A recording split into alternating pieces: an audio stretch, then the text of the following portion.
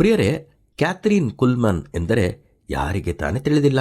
ಅವರು ಸುವಾರ್ತಿಕರಾಗಿದ್ದರು. ವಿಶ್ವವೇ ತಿಳಿದಿದ್ದ ಒಬ್ಬ ದೇವರ ಸೇವಕಿಯಾಗಿದ್ದರು. ದೇವರು ಅವರನ್ನು ಬಲವಾಗಿ ಉಪಯೋಗಿಸಿ ಇಂದು ನಮ್ಮೆಲ್ಲರಿಗೂ ಸಾಕ್ಷಿಯಾಗಿ ನಮ್ಮ ಮುಂದೆ ಇಟ್ಟಿದ್ದಾರೆ.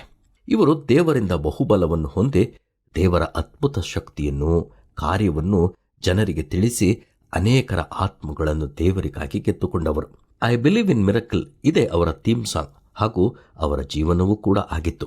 ಇವರ ಕೂಟಗಳಲ್ಲಿ ಭಾಗವಹಿಸಿರುವ ಅನೇಕರ ಅನುಭವವೇನೆಂದರೆ, ಕುಲ್ಮನ್ ಅವರು ನಡೆದು ಬರುತ್ತಿದ್ದರೆ ದೇವರ ಪ್ರಸನ್ನತೆ ಆ ಜಾಗವನ್ನು ಹೇರಳವಾಗಿ ಆವರಿಸುತ್ತಿತ್ತು. ಅನೇಕರು ಬಿಡುಗಡೆಯನ್ನು, ಸುಖವನ್ನು ಪಡೆಯುತ್ತಿದ್ದರು ಎಂದು ಹೇಳುತ್ತಿದ್ದರು. ಪ್ರಿಯರೇ, ದೇವರಿಂದ ಹೀಗೆ ಬಲವಾಗಿ ಉಪಯೋಗಿಸಲ್ಪಟ್ಟ ಕುಲ್ಮನ್ ರವರು ತಮ್ಮ ಬಾಲ್ಯ ಹಾಗೂ ವೈವಾಹಿಕ ಜೀವನದಲ್ಲಿ ಮುರಿದವರಾಗಿದ್ದರು. ಎಲ್ಲರಿಂದಲೂ ತಳ್ಳಲ್ಪಟ್ಟು ತಿರಸ್ಕಾರಕ್ಕೆ ಒಳಗಾಗಿದ್ದರು. ಅವಮಾನ, ವೇದನೆ, ತಿರಸ್ಕಾರ, ದುಃಖ, ನಿಂದನೆಗೆ ಗುರಿಯಾದವರು. ಜೀವನದ ಕಹಿ ಘಟನೆಯನ್ನು ನೆನೆದು ಸಾಯಲು ಸಿದ್ಧರಾಗಿ ಹೋಗುತ್ತಿದ್ದಾಗ ದೇವರು ಅವರೊಂದಿಗೆ ಮಾತನಾಡಿ, ಕುಲ್ಮನ್, ನಿನ್ನ ಜೀವಿತವನ್ನು ನನ್ನ ಚಿತ್ತಕ್ಕೆ ಒಪ್ಪಿಸಿಕೊಡುವೆಯಾ ಮಗಳೇ?